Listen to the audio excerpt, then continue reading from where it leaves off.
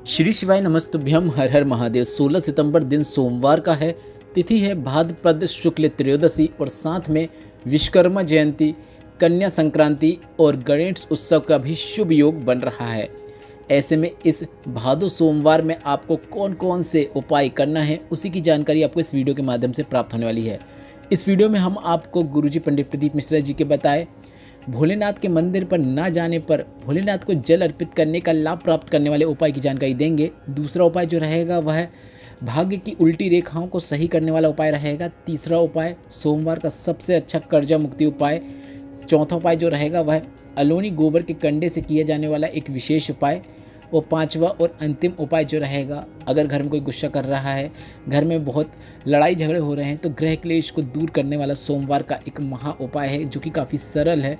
सभी जानकारी आपको इस वीडियो के माध्यम से प्राप्त होने वाली है। आप पाँच में से कोई एक उपाय या फिर अपनी आवश्यकता के अनुसार एक से अधिक उपाय करके इस सोमवार का पूरा अधिक से अधिक लाभ प्राप्त कर सकते हैं।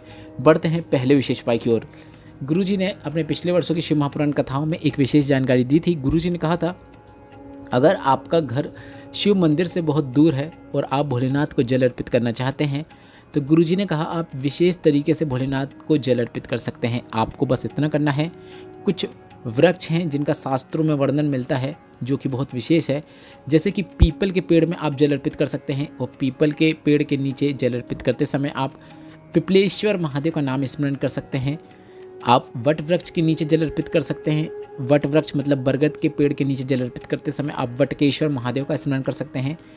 आप आंवले के वृक्ष के नीचे जल अर्पित कर सकते हैं और आंवले के वृक्ष के नीचे जल अर्पित करते समय आप अक्षेश्वर महादेव का नाम स्मरण कर सकते हैं। आप बेलपत्र के वृक्ष के नीचे जल अर्पित कर सकते हैं।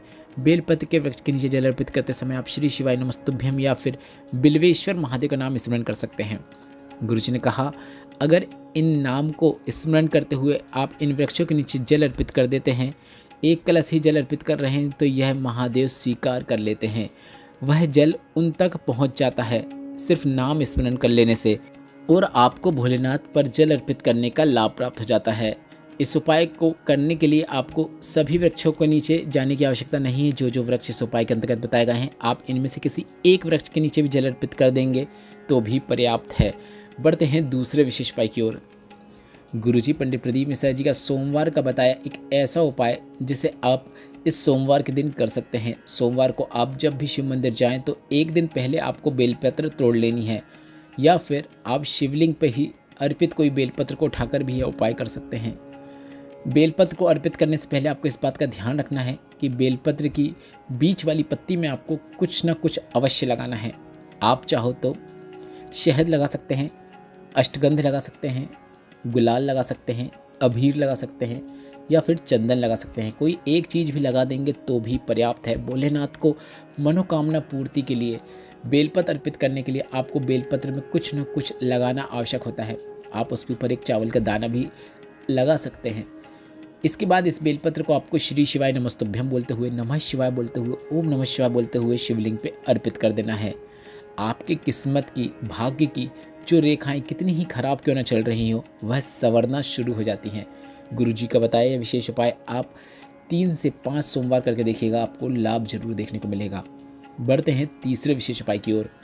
अगर कर्जा बढ़ते ही चले जा रहा है, घर में धन संपदा नहीं आ रही है, एक कर्जे को चुकाने के लिए दूसरा कर्जा लेना पड़ रहा है, तो गुरुजी पंडित प्रदीप मिश्रा जी ने वटकेश्वर महादेव का स्मरण करते हुए एक विशेष उपाय करने को कहा है। यह उपाय आप सुबह भी कर सकते हैं या फिर आप चाहो तो शाम को भी कर सकते हैं। अगर आप यह उपाय सुबह करना चाहते हैं तो आपको बरगद के पेड़ के नीचे मतलब वट वृक्ष के नीचे एक कलश में जल भर के जाना है। इस कलश के अंदर आपको एक लौंग डाल देना है।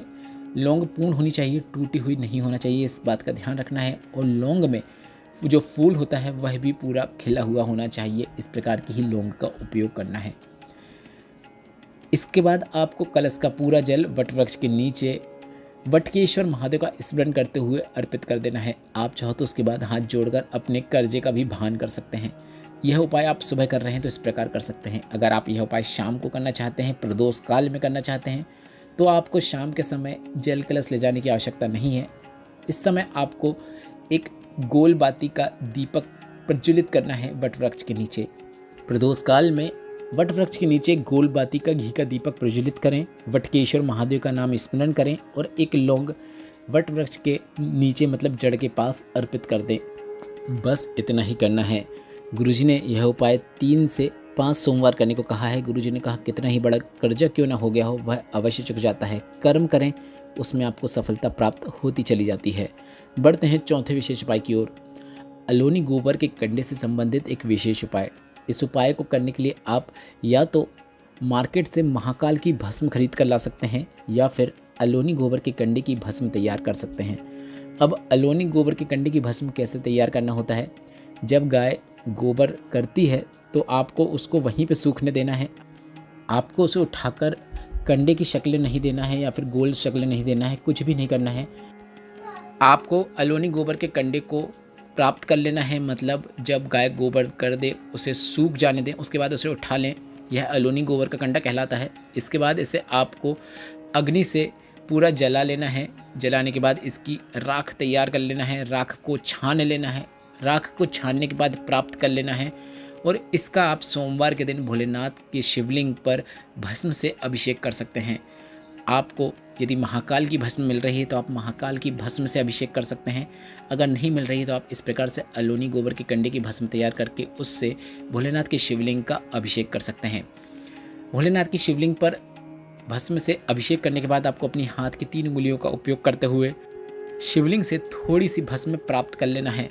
अब इस प्राप्त की हुई भस्म से आपको अपने मस्तक पर एक त्रिपुंड बना लेना है। भस्म को आप अपने वक्ष स्थल में भी लगा सकते हैं।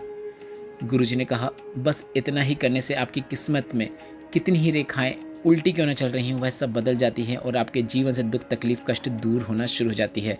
वक्ष स्थल में लगा रहे हैं मतलब सीने में लगा रहे हैं तो आपके जितने भी रोग हैं उनसे आपको मुक्ति प्राप्त होती है। यह उपाय आप प्रत्येक माह में आने वाले सोमवार, प्रदोष या फिर मासिक शिवरात्रि में करके अधिक से अधिक लाभ प्राप्त कर सकते हैं। बढ़ते हैं 5वें और अंतिम उपाय की ओर। कई लोग कहते हैं कि जब हमें गुस्सा आता है तो हमारा गुस्सा कंट्रोल नहीं होता है और हम कुछ भी बोल देते हैं या फिर कुछ भी कर देते हैं और बाद में हमें पछतावा होता है। ऐसे में हमारे साथ बार बार ऐसा ना हो तो आपको कुछ नहीं करना है, बस आपको एक कलश में जल भरकर उसमें आपको मूंगे को डुबोकर निकाल लेना है। अगर आपके पास मूंगा नहीं है तो आप हरी मूंग के दाने को जल कलश में डुबो सकते हैं और यह जल आप भोलेनाथ के शिवलिंग पर अर्पित कर सकते हैं। जल अर्पित करते समय आप अवधूतेश्वर महादेव या फिर श्री शिवाय नमस्तुभ्यम या फिर नमः शिवाय या फिर ओम नमः शिवाय अवश्य बोलिएगा। ऐसा आपको प्रत्येक सोमवार को करके देखना है। 3 से 4 सोमवार करके देखिएगा, आपके गुस्से पर कंट्रोल होता हुआ आपको नज़र आने लगेगा। यह वीडियो अगर आपको उपयोगी लगा हो तो इस वीडियो को लाइक करके कमेंट बॉक्स में हर हर महादेव अवश्य टाइप कीजिएगा। ऐसे ही वीडियो और देखने के लिए सब्सक्राइब करना ना भूलिएगा और ऑल नोटिफिकेशन में टैप अवश्य कर दीजिएगा। श्री शिवाय नमस्तुभ्यम। हर हर महादेव।